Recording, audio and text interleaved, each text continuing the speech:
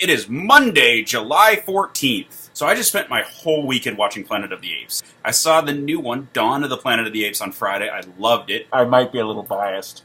So one of my distinct memories of being a kid is us at Aunt Patty's house hanging out down in the basement watching sci-fi while the adults were having fun upstairs. And I'm pretty sure that you have a decent grasp on the basic concept of Planet of the Apes, even if you don't really remember the movies that well. The first one's the classic one where we have a human sent into the future where it's controlled by apes, and everyone doesn't quite realize it till the end when all of a sudden Statue of Liberty, bam, ooh, blam, you blew it up, damn you all. Second one is not that great, but some people kind of like it, and it's about another astronaut sent to the future to find the first astronaut. They encounter mutants, they encounter nuclear weapons, and accidentally blow up the planet at the very end of the movie. In the third one, 3 of the scientist chimpanzees go back in time, and then all of a sudden set everything into motion by having a baby, and the US government hates the idea of a smart baby ape that's going to take over the world eventually someday, so they murder the parents grimly, and despite the fact that the movie was a comedy up until that point. The fourth one, Conquest of the Planet of the Apes, is all about the baby now grown up and now actually living out the plans because his parents were murdered, so basically humans are awful and don't even realize that they set up their own defeat. He leads a slave rebellion with all the apes and then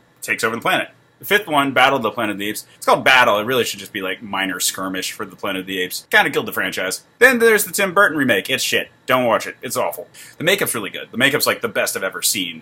And that's actually the worst thing about it, which is that it's the best makeup of any movie I've ever seen for prosthetics. Rise of the Planet of the Apes is sort of a relaunching point of the whole apes take over the world scenario. Or rather, they inherit the world because we kind of kill ourselves in all these timelines, and the apes are the ones that are left standing. Dawn follows that up by now that humans have pretty much destroyed themselves, and it's that first generation of apes kind of waking up to a world where there aren't that many humans left. Someday they'll be taking over the rest of the world. So, here's the theme for the week. Because of my obsession with Planet of the Apes right now, the theme for the week is movie series. Or pop culture series. I'll allow things that are more TV shows, like a movie leading into a TV show, etc. Tell me about a movie series or a movie leading into a TV series or something that you wouldn't be expected to know much about, but you know something about, maybe not a lot, you might have to refresh your memory, but know something about because of your shared history with me. Just to show what I kind of mean, I'm going to now talk about the Mary-Kate and Ashley Olsen detective movies. Oh my god, there are 11 goddamn Olsen twin movies where they fight crime. It's not very difficult for me to be set off on the song of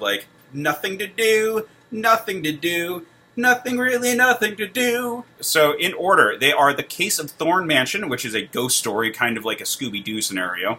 There's The Case of the Logical Eye Ranch. Essentially, it's about weird noises and bad smells, so people think they're dragons. There's The Case of the SeaWorld Adventure, which is their SeaWorld Adventure. I think that one pretty much is self-explanatory. The Case of the Mystery Cruise, a direct sequel to the SeaWorld Adventure, now set with a cruise ship. The Case of the Funhouse Mystery, this one actually could tie into the Planet of the Apes, because it turns out the mystery is an orangutan. The Case of the Christmas Caper involve hackers with Santa. The Case of the U.S. Space Camp mission, they go to space camp. Again, fairly self-explanatory. Number 8 was The Case of the Shark Encounter, where they have pirates and singing sharks.